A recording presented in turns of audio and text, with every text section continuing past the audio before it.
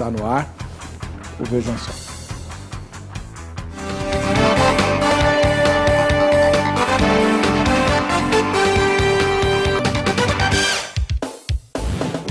Olá, é com alegria que começamos essa edição do programa Vejam Só, hoje uma edição especial, né? Teremos uma entrevista que vai debater um tema, além de muitas outras coisas a respeito da Palavra de Deus. Esse programa é patrocinado pela Academia Teológica da Graça de Deus, a AGRADE, e tem presente para quem participar e for sorteado. Para que você concorra, basta que você vote na enquete que está postada no endereço eletrônico do programa. É o vejamsó.com.br. Dr. Shed, uma alegria muito grande recebê-lo, uma honra, na verdade. Seja muito bem-vindo. Obrigado pelo convite. Eu não acho que mereço, mas muito obrigado.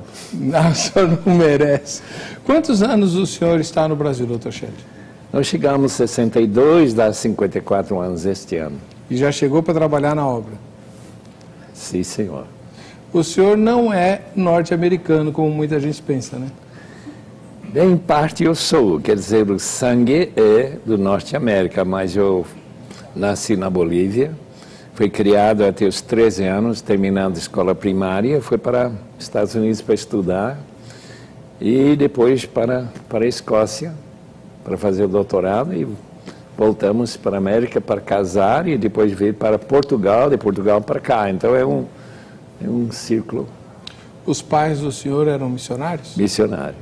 Por isso que o senhor tem a obra missionária no coração. Sem dúvida. Sem dúvida. Bom. Muito obrigado pela presença, Dr. Shed. Nossa alegria. Vamos à série que apresenta o difícil tema que o Dr. Shed vai explicar para nós hoje. Hoje vamos falar sobre um assunto que gera muito debate e, por que não dizer, uma certa confusão entre os cristãos. Como explicar um Deus que manda matar e depois se apresenta como amor? Será que existe diferença? Ou será que, apesar dessas diferenças, Deus é sempre o mesmo? Olha, vamos ter que estudar direitinho esse tema. Vamos lá? Nosso primeiro passo é entender essas duas situações. Vamos começar lendo um texto lá no Antigo Testamento. 1 Samuel, capítulo 15, versículo 3. Vai, pois, agora, e fere a Amaleque, e destrói totalmente a tudo que tiver, e nada lhe poupes. Porém, matarás homem e mulher, meninos e crianças de peito, bois e ovelhas, camelos e jumentos. Na passagem em que Deus ordena a Saul a destruição total dos amalequitas. A tradução literal do termo destrói totalmente seria coloca-o sob maldição. Isso significa devotar pessoas e objetos ao Senhor. Essa maldição era um elemento da Guerra Santa e não podia ser decretada por ninguém a não ser Deus. Observe que até as crianças de peito deveriam morrer. Deus foi muito claro em sua ordem. Por outro lado, temos uma passagem no Novo Testamento que apresenta Deus de uma outra maneira. Leia junto comigo o texto de Mateus, capítulo 19, versículo 14. Jesus, porém, disse: deixai os pequeninos, não os embaraceis de vir a mim, porque dos tais é o reino dos céus. Na passagem lida, os discípulos estavam repreendendo as crianças, pois achavam que elas seriam um embaraço na obra de Jesus. Mas o Mestre as acolhe e as abençoa, demonstrando com isso que os pequenos também desfrutam de um direito especial às bênçãos da aliança. Diante das duas posições, que postura devemos tomar? Dizer que Deus é realmente diferente ou não? Apesar de posturas distintas, Deus é sempre o mesmo e será o mesmo? Às vezes é muito difícil, podemos dizer até impossível, tentarmos entender e explicar os desígnios e os mandamentos de Deus. Exatamente por isso, essas situações trazem tantas dúvidas e questionamentos. E aí, conseguiu formar uma opinião sobre o assunto? Como conciliar o Deus que manda matar crianças com o Pai de Jesus que as abraça para abençoá-las? Ainda não conseguiu? Está difícil? Fique tranquilo, que o Vejam Só de hoje está só começando. Teremos muito tempo para esclarecer todas as nossas dúvidas. Pastor Heber, é com você aí no estúdio, um ótimo programa e até a próxima. Comigo não. Eu só terei o privilégio de entrevistar, né, o Dr. José Shed, que conosco está atendendo ao convite. Ele acabou de chegar de viagem, onde ele rasgou o Brasil de alto a baixo. O senhor esteve lá no Nordeste, não é? Fui. Em que lugar? Em Teresina. Lá no Piauí, depois foi para Santa Catarina. Santa Catarina. E de Santa Catarina para cá? Vitória. Não, primeiro passou no Espírito Santo e depois... Para cá. Quando é que o senhor vai viajar de novo? Depois de amanhã. Uma pergunta indiscreta, doutor. Quantos anos o senhor tem? Quantos anos? 86. 80 anos de idade e não para, não descansa? Ainda não, né? Deus é quem tira a força e aí eu vou parar. Tá certo. Quando não puder mais, né? Qual foi o primeiro livro que o senhor escreveu, doutor Shed? O primeiro livro é Tão Grande Salvação. Aliás, não foi o primeiro. O primeiro foi aquele livro que apareceu uns minutos atrás na mão de alguém, A Solidariedade da Raça, que foi a tese de doutoramento. Mas, como não foi uma escrita assim popular para todo mundo, a gente não incluiu esse livro no meio dos livros mais desenhados para o povo, nas igrejas, pelo povo que compra livros, né? Mas, doutor Shed, essa é uma questão bastante complicada, né? Por que o pecado de Adão me contamina e me torna culpado? Se eu não estava no Jardim do Éden e eu não desobedeci a Deus, Adão que fez tudo isso, eu que pago o pato. Essa é a tese do senhor, né? É isso mesmo. Deus fez o que ele fez em relação a Adão e Eva como um teste e Adão e Eva falharam. O resultado é que todos nós temos uma inclinação para o mal e que com essa pecaminosidade entra também a questão da morte. Em Romanos capítulo 5, versículo 12, é exatamente o que diz o texto. O pecado entrou por um homem, é como se fosse uma doença, um vírus, e que esse homem, através desse homem, entrou a morte também, e passou para toda a humanidade. Então, todos somos pecadores e todos somos sujeitos à morte. E em Cristo, com a morte de Cristo, isso é cancelado? Em parte só. Veja que ainda há morte física, mas é a segunda morte que é o grande problema que o homem tem que enfrentar. E nesta vida nós temos que escolher entre essa vida com Cristo, em que nós teremos a vida eterna, aceitando Jesus como Senhor e Salvador da vida, ou rejeitando a Jesus, sofrer as consequências. Assim diz Hebreus, capítulo 9, versículo 27, que é destinado ao homem morrer uma vez e depois o juízo. A morte é por causa do pecado. Perfeito. Muito obrigado pelo conhecimento sobre o Éden. Mas uma das consequências da queda foi a malignidade humana, que já aparece lá em Gênesis número 6, capítulo número 6, né, quando vem o dilúvio e tal. E depois, ainda no Pentateuco, nós encontramos Deus reunindo um povo e dando ordens para extermínio de povos, né? Coisas que, para a nossa cultura atual, são muito chocantes. Jesus, no Novo Testamento, parece ter uma atitude muito mais tolerante, diferente. Como é que a gente pode conciliar essas duas visões? Não sei se vamos poder conciliar, porque nós não entendemos todas as profundezas de Deus. Romanos capítulo 11 levanta essa questão. Será que nós podemos indagar e questionar como se fôssemos iguais a Ele?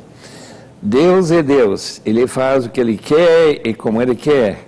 Ele é soberano em tudo que Ele faz.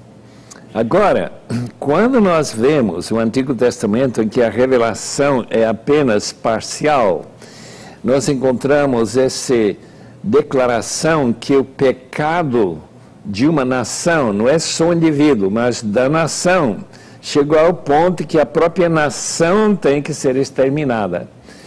Eu acho interessante que no livro de Apocalipse, estivemos conversando sobre isso há pouco, que as nações vão trazer sua glória para essa nova Jerusalém. Eles também vão existir no futuro e que as nações têm uma importância muito especial na palavra de Deus.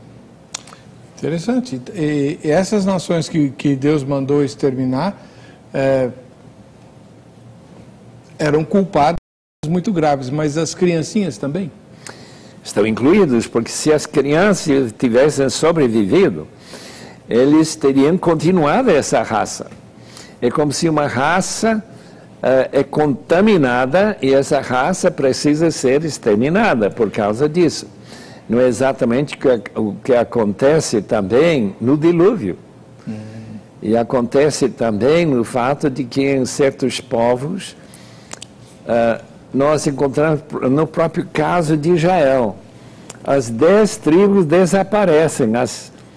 É um tipo de nações, né, individuais, as tribos, mas eles ainda são lembrados no caso de Deus, porque tem um fator ainda futuro que nós não conhecemos, em que o julgamento da morte física é apenas um primeiro passo em relação ao julgamento final.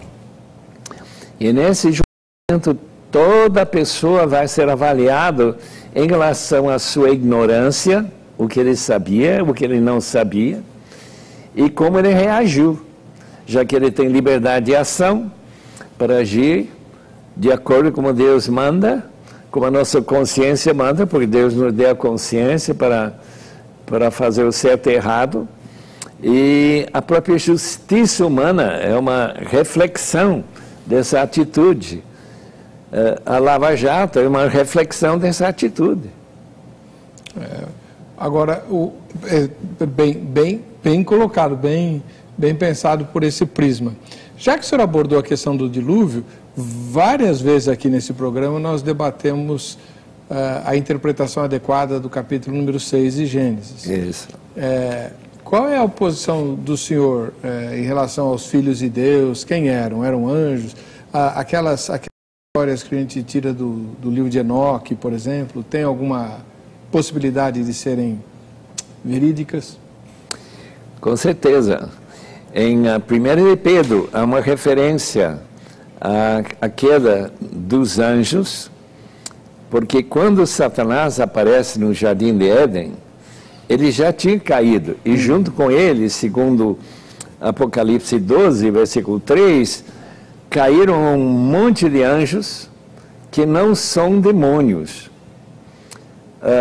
Melhor, que são os demônios, mas que aqueles que caíram na época do dilúvio, eles estão aprisionados em Tártaro, assim diz 1 Pedro capítulo 3, e mencionado novamente em capítulo 4, quando se fala daqueles que foram anunciados, capítulo 3, 8 e 19, que foi anunciado por Cristo a vitória sobre a morte.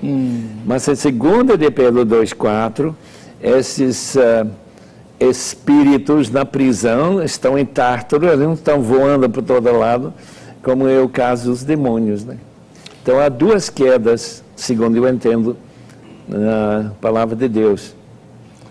São duas quedas angelicais, a original de Satanás e uma outra que envolveu mulheres mesmo?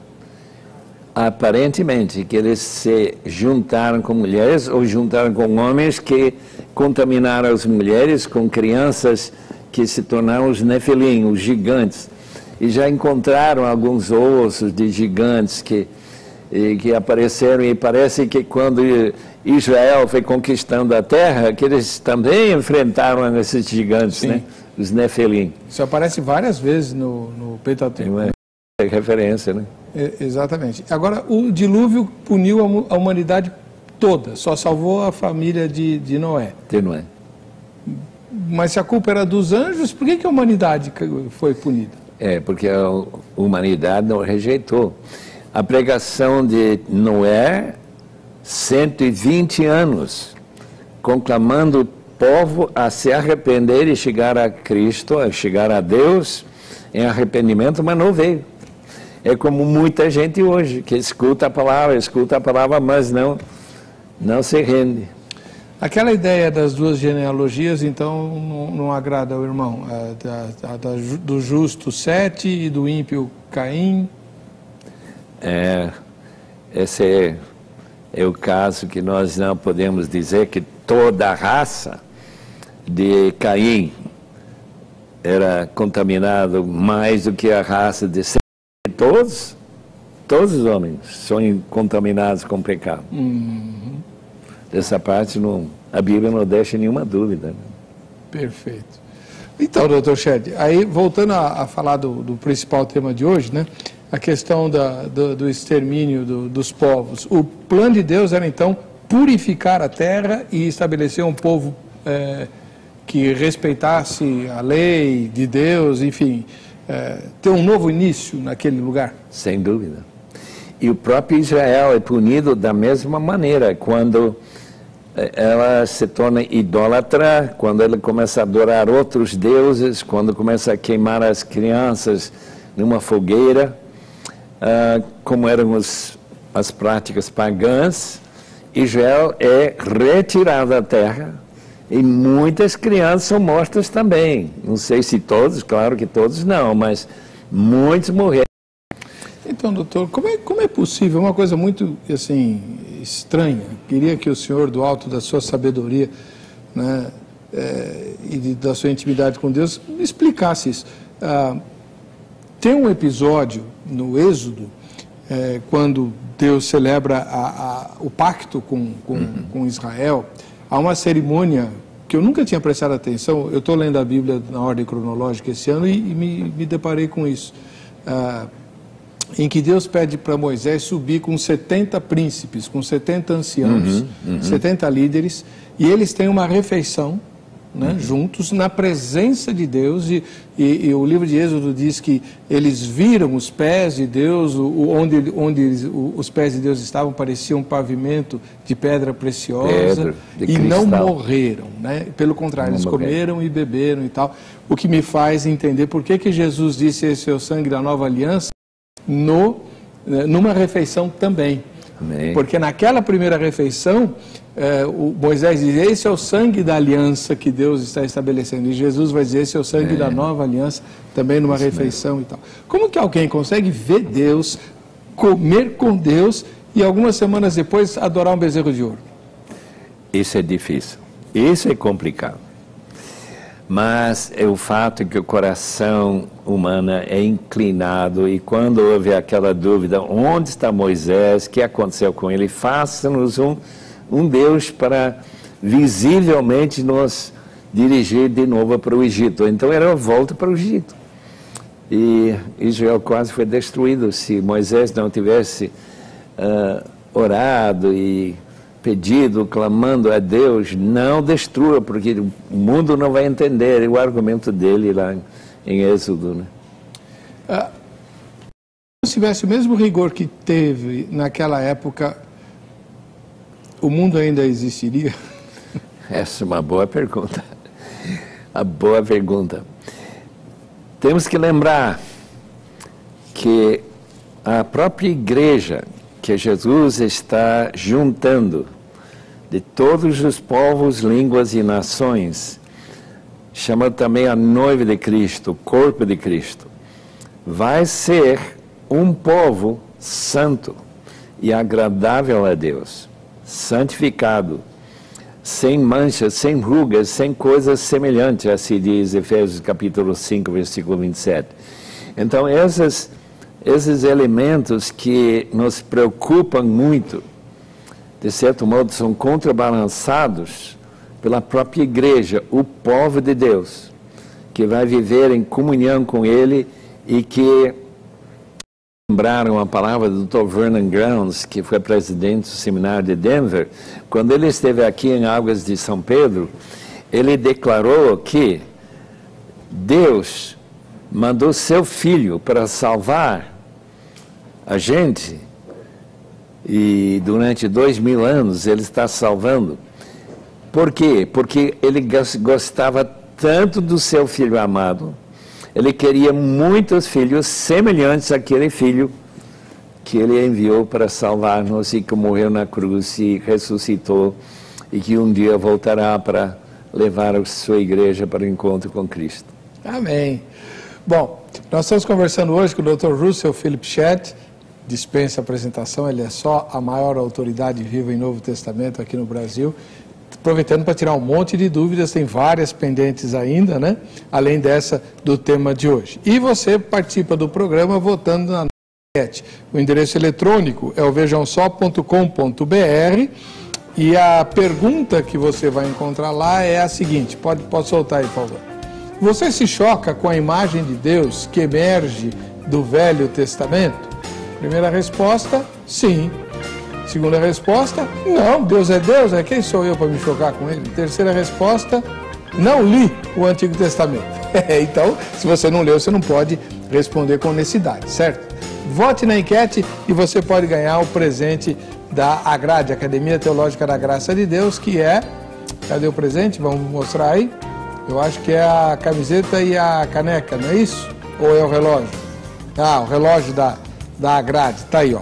Esse relógio serve para você se lembrar que está passando o tempo, Jesus vai voltar, o Dr. Shedd acabou de falar isso, e você precisa fazer a obra enquanto é tempo. Você vai ter que dar conta do que você fez, do seu tempo, da sua capacidade, das oportunidades que Deus te deu para se aperfeiçoar, para conhecer as Escrituras.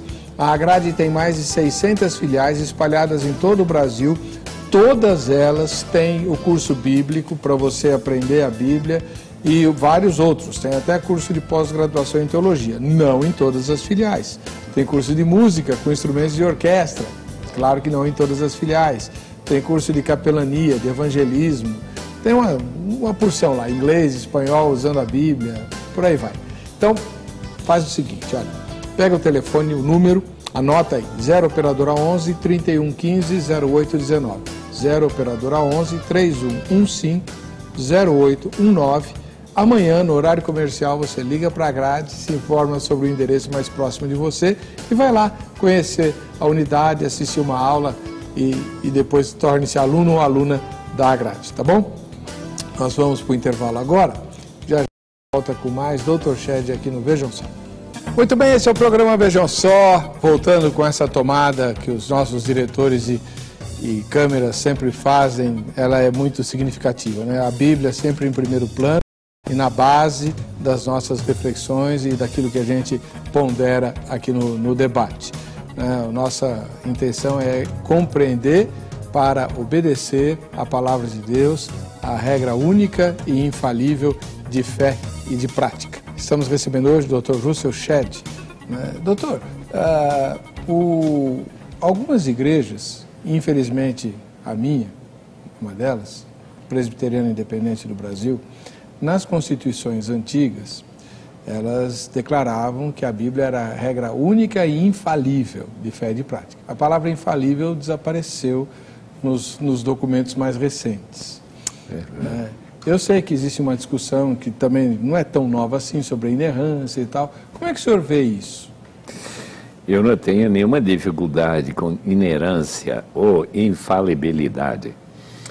Os reformadores que nos legaram essa compreensão da palavra de Deus, porque se houver erros na palavra de Deus, nós teríamos que julgar com nossa finitude, nossa falta de compreensão, talvez, questões que dizem respeito à eternidade. Nós temos, então, aqui uma infalível fonte de ensino da palavra de Deus, de doutrina, para nos orientar para que nós não tenhamos qualquer dúvida relativa à nossa ida para o céu. De modo que, como disse Lutero, que ele pudesse morrer feliz, porque ele não tem nenhuma dúvida de que a palavra que ele reconheceu e creu e recebeu era de fato a palavra de Deus. Amém. Obrigado, Dr. Shedd. Eu sou um dos que lamenta essas mudanças, né? São nuances que a gente vê nos textos, mas que às vezes permitem algumas aberturas que eu julgo perigosas. Perigosas, sem dúvida. Pois é. Vamos ver quem é que assiste ao programa Vejam Só? Você já fez a sua fotografia? Faça. E poste no facebook.com/programa Vejam Só. Você vai concorrer a um presente muito bom, né? Inclusive com um livro do Dr. Shedd autografado por ele, prometo, não esse o meu, outro, né? No fim do semestre, tá bom? Vamos lá. Vejam só, quem assiste ao Vejam Só, a primeira foto vem de Miguel Pereira, lá no Rio de Janeiro. Pastor Jorge Aimar.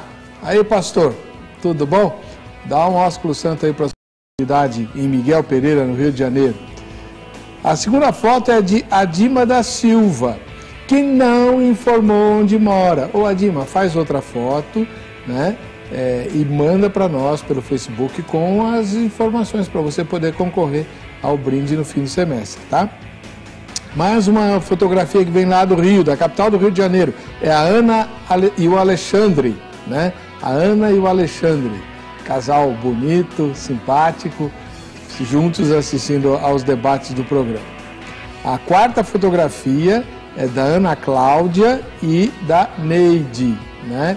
Que também não disseram onde moram. Olha só, duas irmãs aí muito felizes, muito alegres, assistindo ao programa juntas, mas não falaram onde moram. Tem que fazer isso que eu pedi para a Dima, né? Fazer outra foto. Mesma coisa para a fotografia número 5, da Osana Garcia. Ô, Osana, seja muito bem-vinda ao programa, mas a gente quer saber onde você mora, tá? Então, manda outra fotografia aí com as informações que ficaram faltando. E a última foto de hoje vem lá de Sergipe, Ribeirópolis. É o Everton e a Lucélia Lima, né? Casal que assiste ao Vejam Só juntos, permanece unido. Tá, joia, muito bom. Deus abençoe vocês. Muito bem. Estamos entrevistando hoje o Dr. Russell Shedd, que está nos ajudando com várias questões ligadas à interpretação da Bíblia e ao ensino da Palavra de Deus. Dr. Shedd, o senhor foi muitos anos, décadas, né? Professor da Faculdade Teológica Batista. Certo. Quanto tempo lá? 30 anos. O senhor deu aula durante 30 anos na Faculdade Teológica Batista? 30 anos. Barbaridade. É uma vida inteira, né? O senhor conseguiu descobrir quem é o autor ou a autora de Hebreus? Ainda não, mas logo eu vou saber. Com a minha idade, a gente não tenha dúvida, né? Que eu vou chegar lá logo, né? Uma das coisas que eu quero investigar lá na Biblioteca Celestial é quem escreveu Hebreus, né? O senhor tem alguma suspeita? Eu tenho uma ideia, né? Que talvez a melhor sugestão foi Apolo, mas não garante nada, né? Não garante nada. Lucas? É uma possibilidade um pouco mais distante do que no caso de Apolo, né? Priscila? Mas, Priscila não. Tem um problema gramatical que requer que o autor fosse masculino. Não diga, eu nunca li isso. Opa, aula particular. Okay. Eu não sei qual é, porque não pesquisei, mas é verdade que tem uma referência masculina ao autor.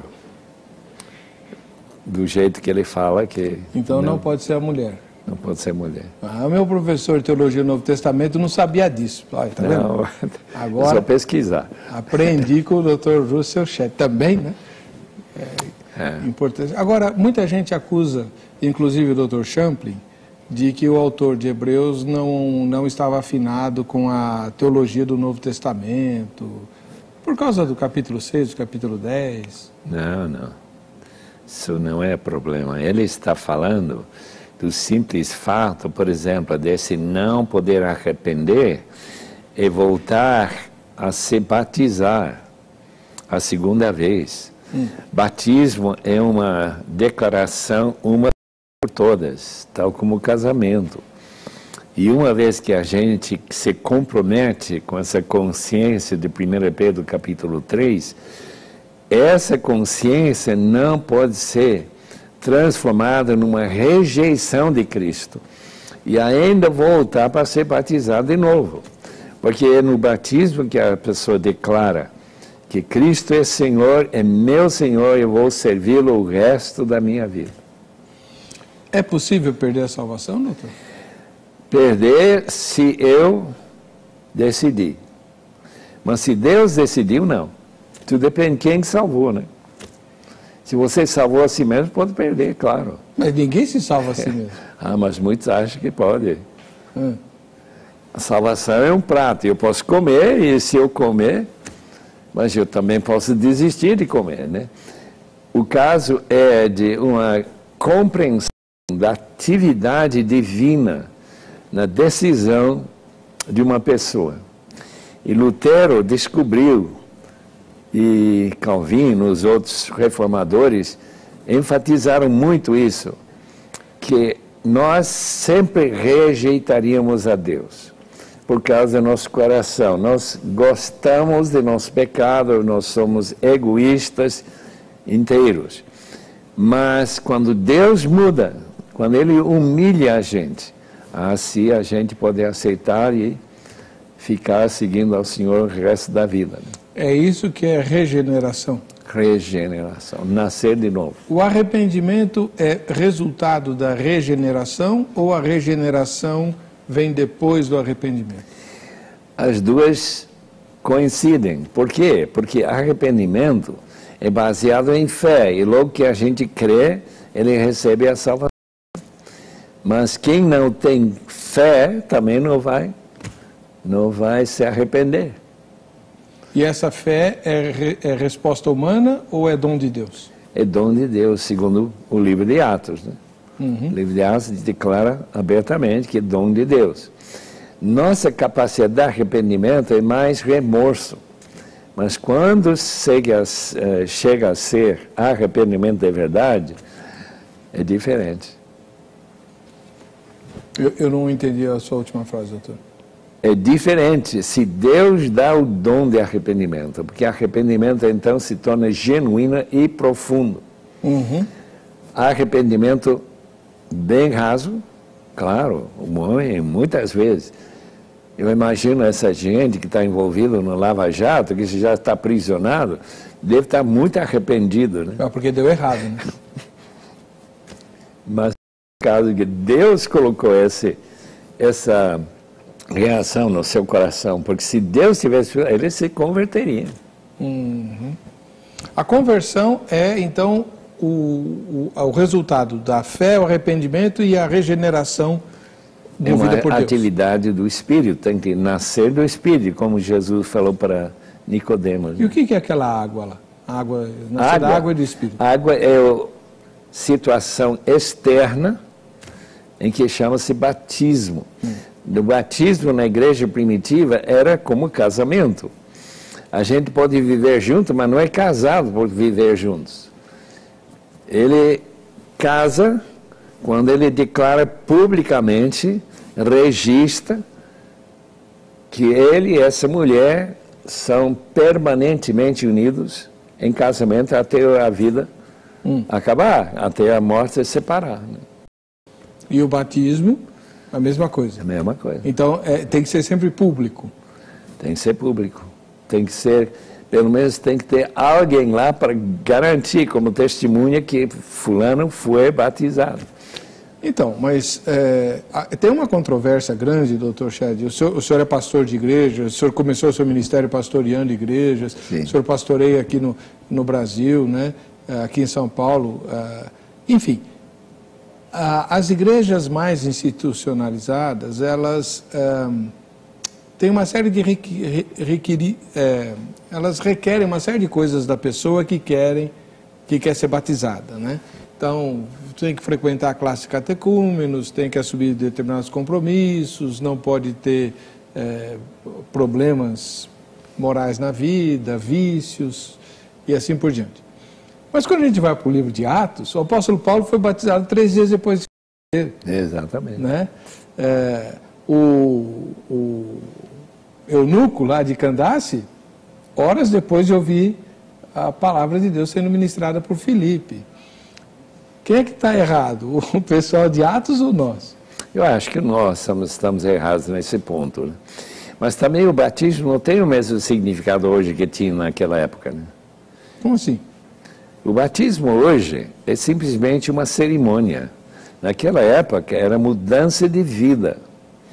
Era uma coisa tremendamente séria. É muito mais como mudou a minha vida quando eu casei, há quase 60 anos atrás. Né? A vida mudou mesmo. Olha, casamento é isso. Você é responsável por uma pessoa. Agora eu sou de Cristo e Ele é de mim. Somos... E as pessoas que se batizavam tinham essa consciência? Ah, sim. Como diz 1 Pedro, vou ler o capítulo 3, em que ele deixa muito claro que esse ato de batismo é um ato muito sério. 1 Pedro, capítulo 3, diz aqui: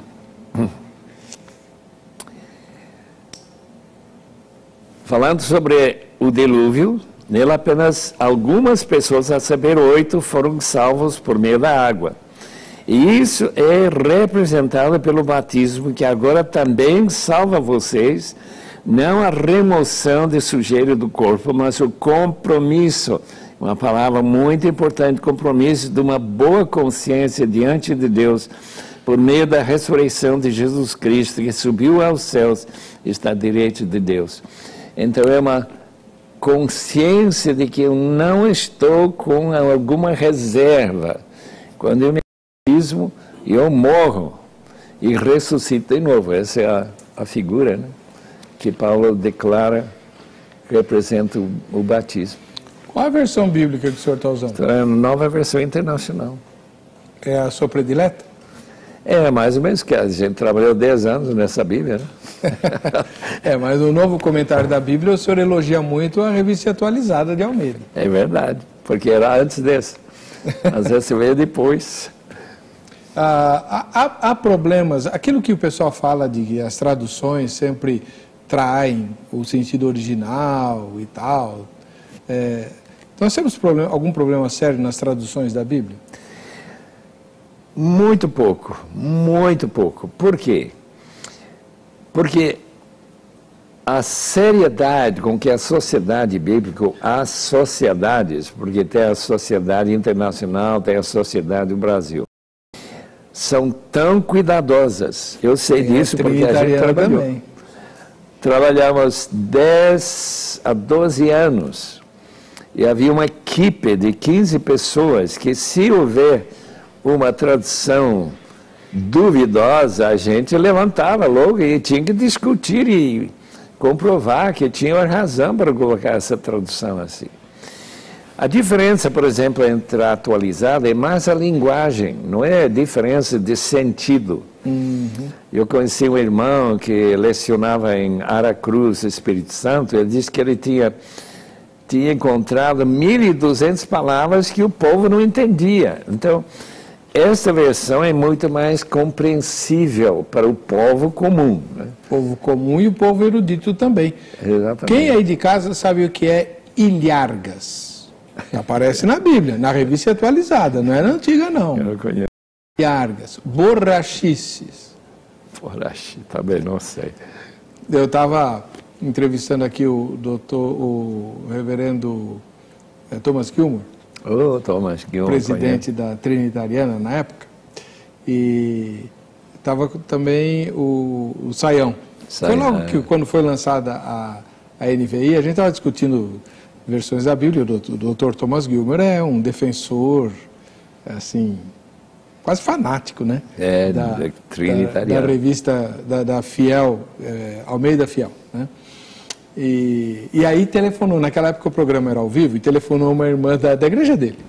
Falou, pastor, que bom que o senhor está aí, gosto muito do senhor. Mas, pastor, a gente precisa mudar o texto, né? Ninguém entende.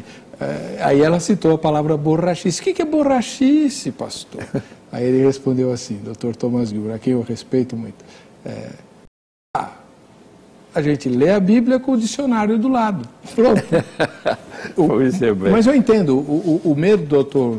Gilbert é que ao tentar ajustar as palavras da Bíblia para um idioma mais moderno, mude-se o sentido de alguma forma do que a Bíblia diz. Certo, talvez. Mas às vezes aproxima melhor o original, esse outro lado. Às vezes os autores das outras versões mais antigas, por exemplo, o rei Tiago, ele não tinha toda aquela pesquisa de milhares e milhares e milhares de estudos que existem no mundo. A Bíblia é o livro mais estudado, sem dúvida alguma, em todo o mundo. Portanto, tem centenas e centenas e milhares de estudos sobre palavras, sobre pesquisas, como que essa frase foi usada e tudo isso. O doutor Wilson Paroski, o senhor foi o primeiro que publicou o livro dele, né, Crítica Textual do Novo Testamento. Lembro dele. Tornamos-nos amigos, né? E de vez em quando ele vem ao programa, faz tempo que ele não vem também, e ele mostra que nenhuma obra literária da humanidade recebe tamanho escrutínio como a palavra de Deus. Né? Sem dúvida, não há dúvida nenhuma. E grande parte dos estudiosos não é cristã. Isso autentica o texto, né? É verdade. Agora, Dr. Shedd, qual é o livro do Novo Testamento que o senhor mais gosta? É difícil distinguir aquele que mais gosto. Eu gosto muito de Efésios, o irmão sabe disso. Eu gosto demais de Filipenses. As epístolas da prisão e o Evangelho de João talvez sejam os favoritos, né? Colossenses. Mas quem vai dizer que não gosta de Lucas? Não sou eu. E quem não vai gostar de Atos, a história da igreja primitiva, quem não vai gostar do livro de 1 de João, com essa ênfase sobre amor, quem que não vai gostar do livro de Judas, que chama atenção para a gente manter a fé firme. Enfim, o Novo Testamento está lá porque ela tem alimentado o povo de Deus durante quase 2000 anos. No próximo bloco, nós vamos continuar conversando com o Dr. Shedd sobre várias questões, inclusive a que deu origem ao tema. E eu gostaria de ouvi-lo também a respeito de algumas coisas que as pessoas, quando leem o Novo Testamento, por exemplo, só para ele ir pensando, né? A gente vai para o intervalo já, mas por que nós temos 4 evangelhos e 3, um parece xerox do outro? Né? São muito parecidos, Mateus, Marcos e Lucas. Por que o Evangelho de João é tão diferente dos outros? E por que 2 Pedro e Judas também tem uma coleção, acho que de 15 versículos muito iguais, do total de 25 que tem em Judas e tal? Então, coisas assim apontariam para algum tipo de problema na confecção do Novo Testamento ou não? Daqui a pouco o Dr. Shedd responde. Agora eu quero falar com você que conhece alguém da sua igreja, da sua família, da sua parentela, enfim, que tem produtos ou serviços que deseja anunciar para um público seleto, inteligente e com arguto e espírito crítico. Esse é o nosso público e a emissora está com as portas abertas para você. As instruções para anunciar e as condições estão no facebook.com/RITTV Comercial ou no Instagram, @RITTV Comercial. Entre lá, curta, veja como fazer e eu tenho certeza que você vai gostar. Muito bem, estamos de volta com o programa Vejam Só, hoje recebendo a visita do reverendo Dr. Russell Philip Shedd, editor da Bíblia Shed. O senhor não gosta que chamem a Bíblia de Bíblia Shed? Por quê, doutor? É uma homenagem para o senhor, muito justa, por sinal. Levanta uma questão interessante de criança que diz, é ele que escreveu a Bíblia? Não, senhor. Mas o senhor nunca criticou a Bíblia Thompson? Qualquer? Nunca critiquei. Não. Vê água para o doutor Shed, por gentileza. É uma coisa impressionante. Colocar o nome na Bíblia, de certo modo, acrescenta um ama para a pessoa que não merece. Como? Ah, não, doutor Shed, não, aí o senhor vai me desculpar, Obrigado, mas eu estava na Vida Nova, o senhor estava viajando. Vou esclarecer, doutor Shed não sabia o que a gente estava fazendo lá. Né? Havia um presidente lá bastante ativo e nós estávamos justamente na época em que a Bíblia Vida Nova, que foi a primeira Bíblia de estudo que o Brasil teve, e que durante muitos anos foi a única biblioteca teológica de muito pastor, tanto no Brasil quanto na África, de fala portuguesa. Aí o que aconteceu? A editora Vida, na época, resolveu lançar a Bíblia Thompson, que na verdade era a base da cadeia, da chave, né, que havia na Bíblia Vida Nova. Então nós na Vida Nova tínhamos que elaborar um novo produto, né?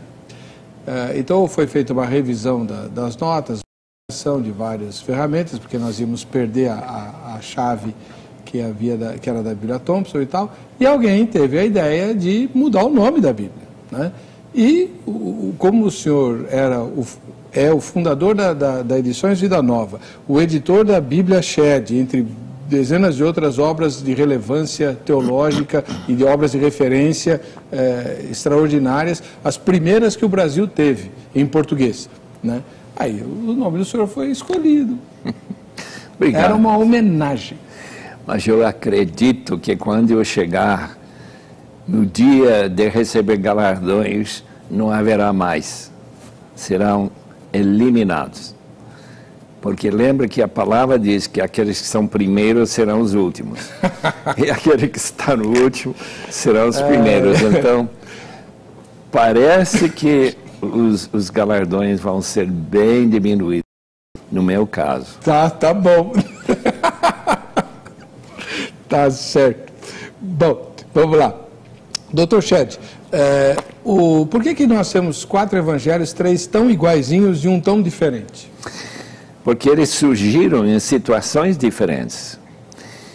Os iguais ficaram mais juntos.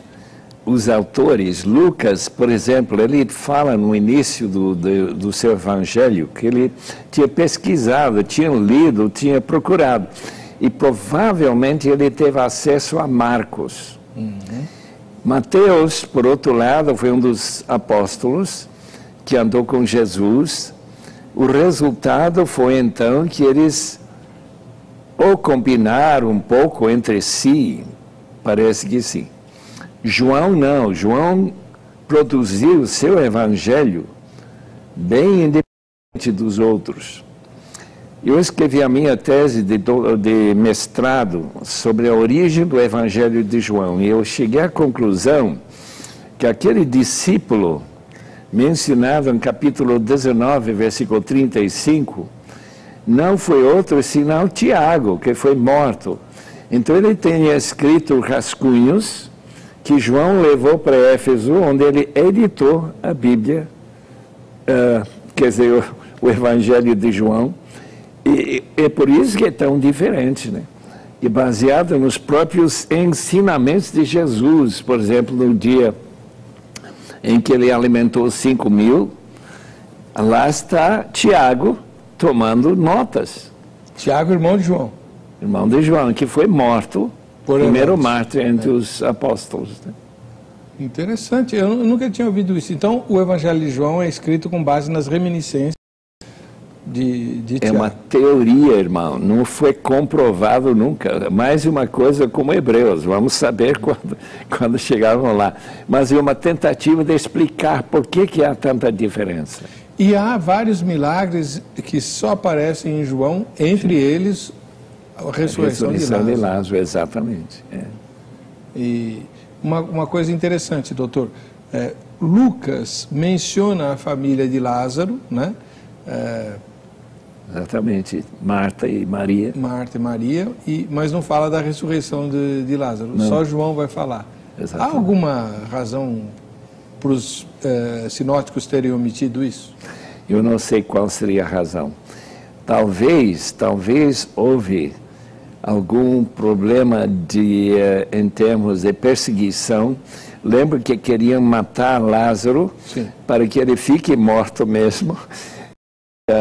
Porque havia muitos judeus que tinham conhecido Lázaro, tinham visto ele morto e agora passavam a crer em Jesus porque viam Lázaro vivo de novo.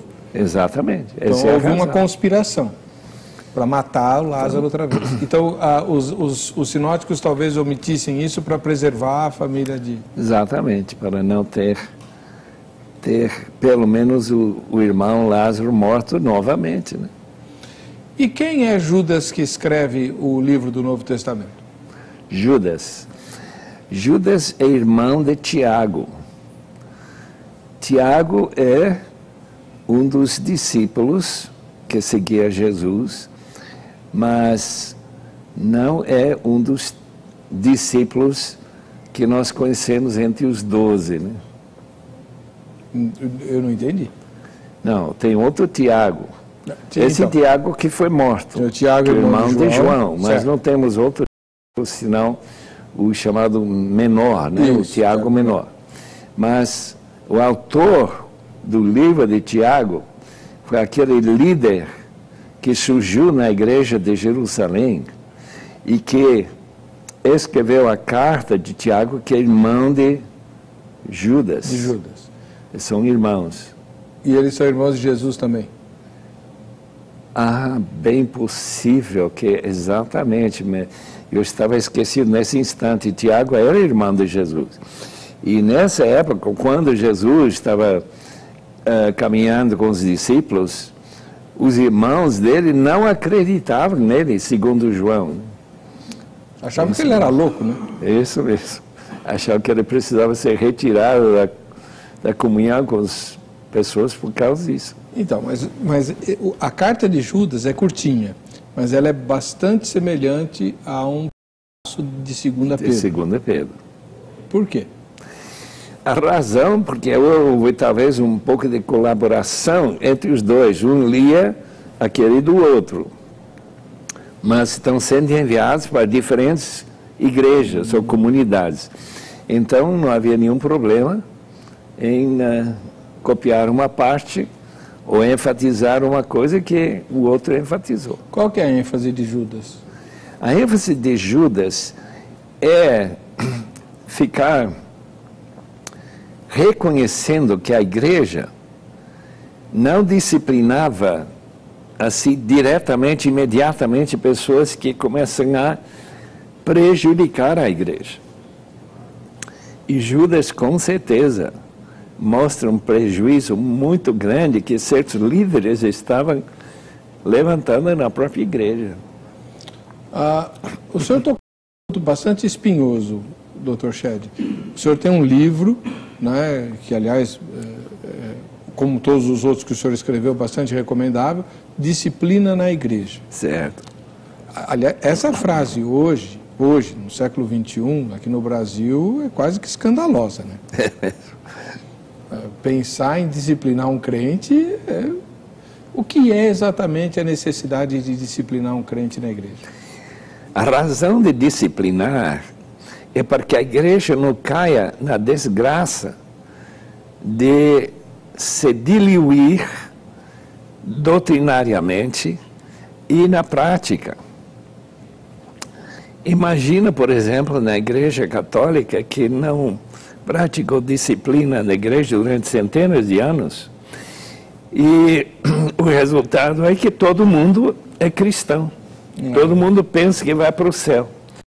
Quando não há evidência do fruto de uma vida transformada pela graça do Senhor Jesus. Cadê a água, Dr. Shedd?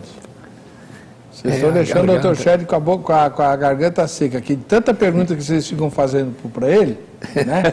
que a garganta está... Enquanto o senhor vai bebendo água... queixando um pouco.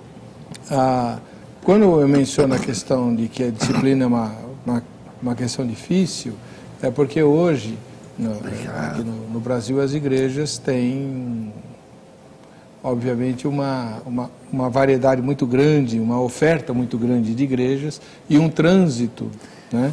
Exatamente. Se uma pessoa for disciplinada, ele simplesmente vai para outra igreja, se ele interessar, né? Mas como o senhor disciplinaria alguém? A gente, primeiramente, tem que levantar a questão de que ele, depois de ser advertido com uma pessoa e depois com duas, e a própria igreja, que ele não aceitou a disciplina. Daí ele tem que ser excomungado, né? Excomungado.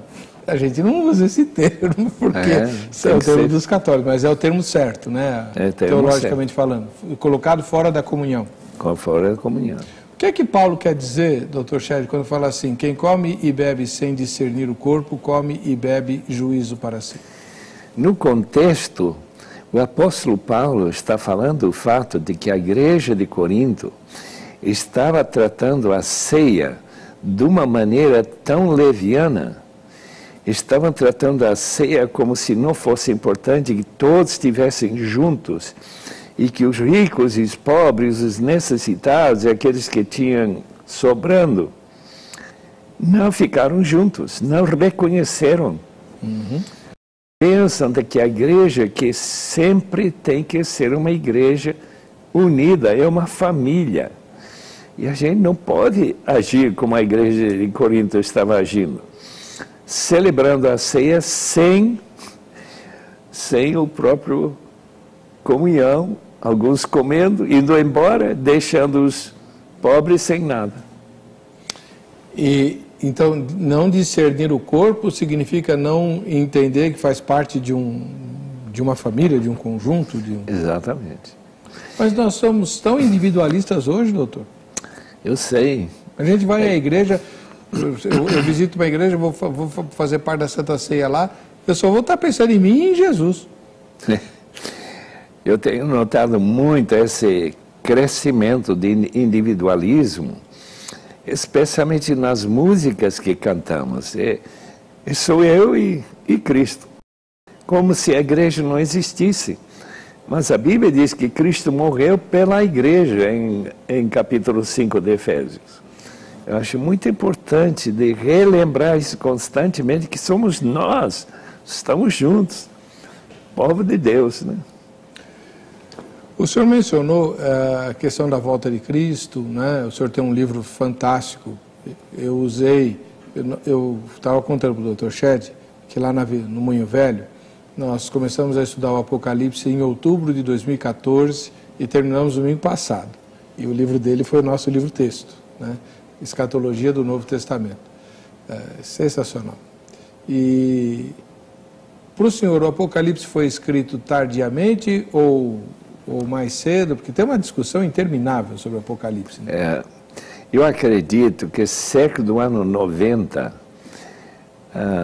o Apocalipse, que foi escrito em igrejas da Ásia, da província da Ásia Romana, foi a data mais ou menos em que surgiu. João, segundo a tradição, foi o discípulo que não foi morto através de uma perseguição. Ele simplesmente foi perseguido, ele foi para a ilha de Patmos, que era uma ilha-prisão, e lá Deus revelou a carta às 7 igrejas e o resto do Apocalipse, que foi reconhecido como a palavra de Deus e foi incluído no Novo Testamento, né? O senhor é pré-milenista, né? Pré-milenista. Jesus virá para reinar. Para reinar na terra, como diz Apocalipse também. E quem que vai se rebelar contra Jesus no fim dos 1000 anos? Quem vai revelar são as pessoas que se converteram. E que nem todo mundo vai morrer com a volta de Cristo. Muitos vão morrer, mas não todo mundo. Não é como se fosse eliminação total da humanidade. Mas Cristo voltará e haverá mais uma oportunidade para a igreja reconhecer que Cristo é de fato o Senhor. Porque essa revolta é de pessoas que continuam sem essa transformação do Espírito, que talvez nem será possível depois da volta de Cristo, durante aqueles 1000 anos. Mas não conseguirão nenhum progresso, porque serão destruídos logo e julgados e lançados no inferno, onde o falso profeta e o anticristo já estão. Essa frase, já estão lá, é uma das melhores argumentos em favor do fato que o milênio vai ocorrer literalmente. Porque há uma distinção de tempo. O falso profeta e o anticristo são lançados no inferno, o lago de fogo, e depois de 1000 anos, o próprio diabo é lançado lá. Porque os outros já estão lá. São momentos distintos. Distintos, esse é o ponto. Porque no sistema milenista é tudo ao mesmo tempo. Tudo ao mesmo tempo. Enfim, essa é uma discussão grande. Agora, lá no curso do Moinho Velho, houve uma pergunta que eu não soube responder. Aí eu disse que eu ia entrevistar o senhor hoje. Não. Que é uma pergunta complicada mesmo. A Bíblia diz, né, o Apocalipse diz que depois do juízo final, os salvos irão para Nova Jerusalém, certo? Onde não há pranto, dor, tá, as primeiras coisas passaram, tudo maravilhoso e tem a árvore da vida lá. Maravilha. A questão é, haverá livre-arbítrio na Nova Jerusalém? O homem terá direito, como teve no Éden, de escolher, como o senhor mencionou no livro Solidariedade da Raça, né? O homem foi testado lá e falhou. Pode acontecer de novo na Nova Jerusalém ou não haverá liberdade na Nova Jerusalém? Bem, liberdade para pecar não existirá, como não haverá nenhum interesse em pecar. Nunca mais haverá tentação, nunca mais haverá interesse em desobedecer àquele que nos salvou e que pagou o preço tão alto para a nossa salvação. Portanto, não é possível que haja uma nova queda. Foi só aquela? Só aquela. Uma queda.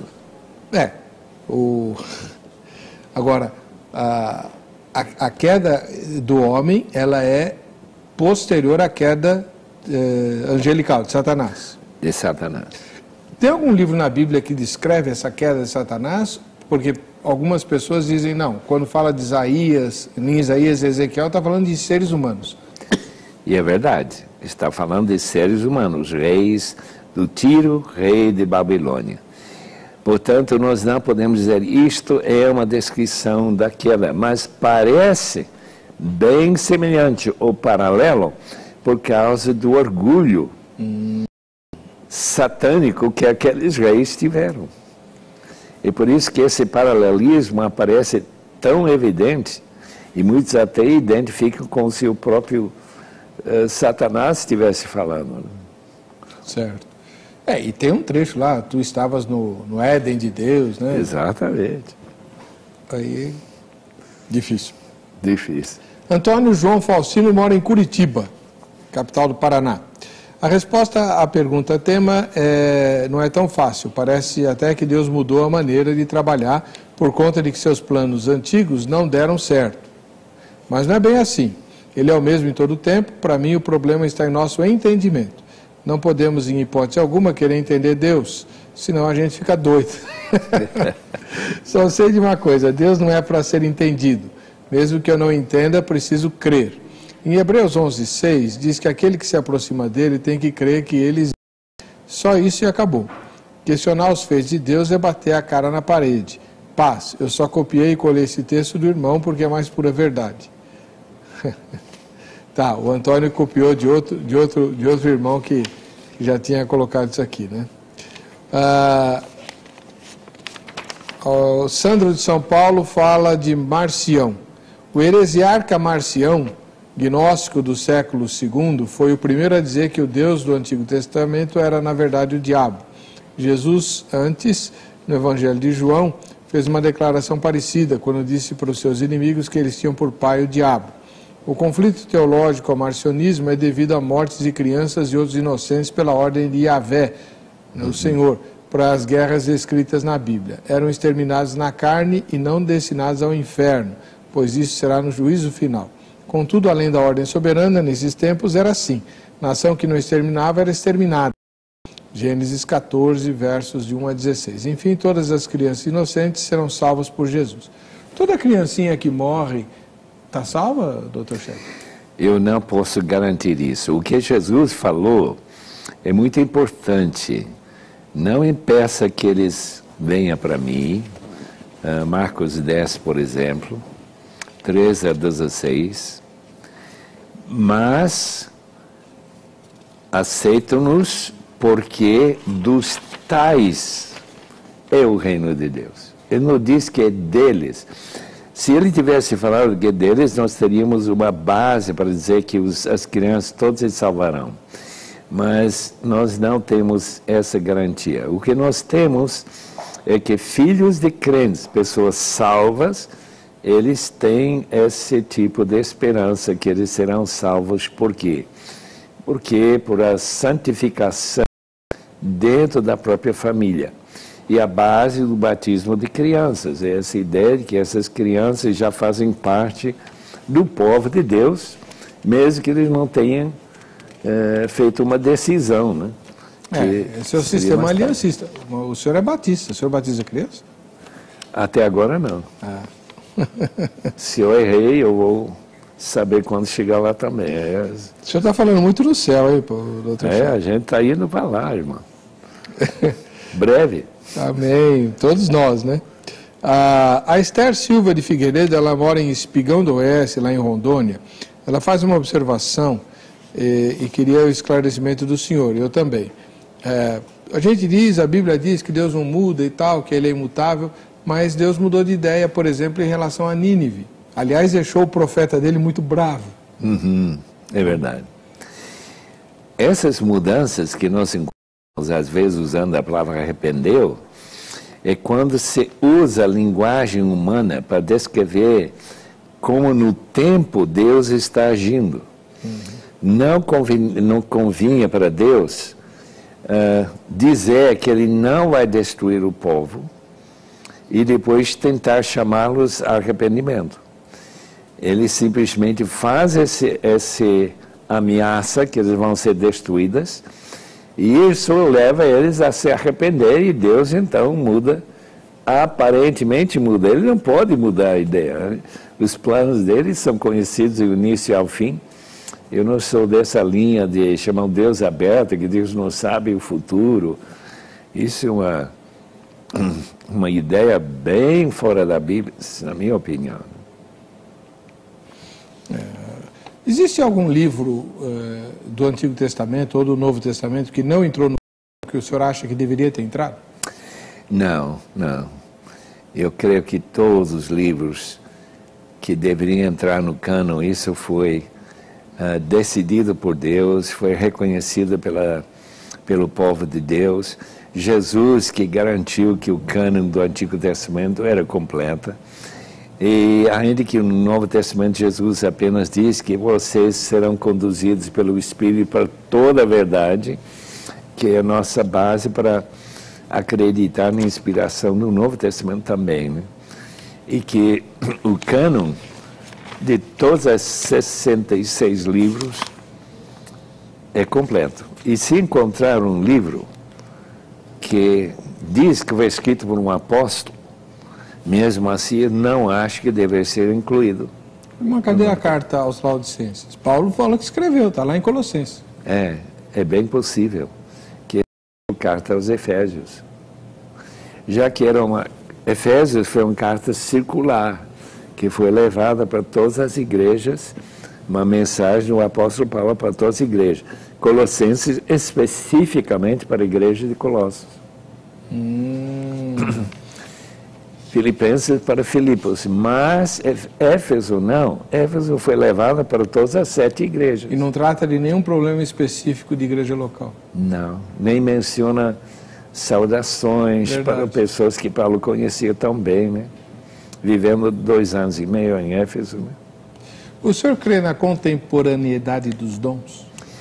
Eu acredito, só que são menos comum do que na época de fundação da igreja, o começo da igreja. Ou numa terra, como na China.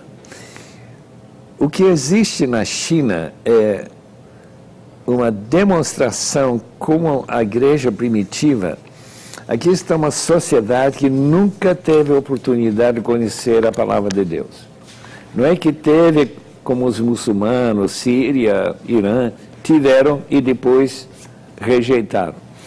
A China vai receber na sua cultura pela primeira vez a palavra de Deus, começando com Hudson Taylor e depois cidades. Muito bem, então quando se lê do que acontece na China, inclusive ressurreição de mortos, quando se lê sobre essas mulheres da Bíblia que vão para a casa de alguém que está moribundo, que está prestes a morrer, e se ajoelha e pede a Deus, me mostre se tu queres que nós orássemos para essa pessoa se converter ou melhorar na saúde. Se Deus diz que quer curar, eles vão orar até a pessoa levantar. Em outras palavras, é uma espécie de dom contemporâneo. Né? Claro. Uma revelação direta. Revelação direta. O senhor já recebeu revelação direta? 1 ou 2 vezes, mas não muito comum. Em que a gente possa reconhecer. Eu peço a Deus para revelar a sua vontade em muitas ocasiões, eu acho que ele foi. Mas eu não posso distinguir claramente da minha própria vontade. O senhor nunca ouviu voz de Deus? Voz não. Sonho sim. Já recebi sonho que Deus falou, porque Ele queria que eu parasse de fazer alguma coisa, eu parei. Foi bem claro, mas é uma raridade. Muito bem. Olha, o programa Vejam Só de hoje vai ser evidentemente muito reprisado, né? É um privilégio, uma alegria enorme, especialmente para mim, receber o Dr. Russell Shedd. Eu tive o privilégio de trabalhar na sala que ele ocupava quando ele teve o ano sabático dele lá nos Estados Unidos. O senhor lembra dessa época? Lembro, claro. E não tinha lugar para mim, né? Não havia lugar para Jesus na estalagem, não havia lugar para mim lá na Vida Nova. Então me puseram na mesa do Dr. Shedd. Eu tomei cuidado de não tirar nem um lápis do lugar, né? Mas eu sentia uma grande unção ali. Foi um privilégio inestimável aquele tempo que eu trabalhei lá. E agradeço imensamente a presença do senhor aqui. Obrigado. Abrir espaço na sua agenda corridíssima.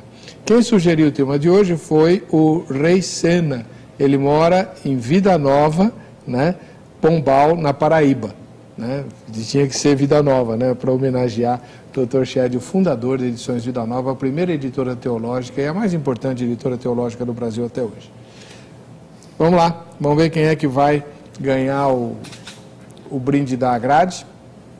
Geraldo Afonso Pereira, ele mora em Juiz de Fora, nas Minas Gerais.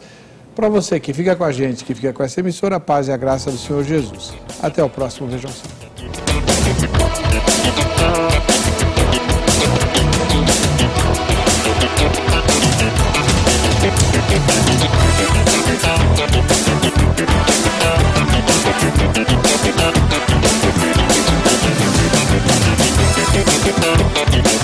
Thank you.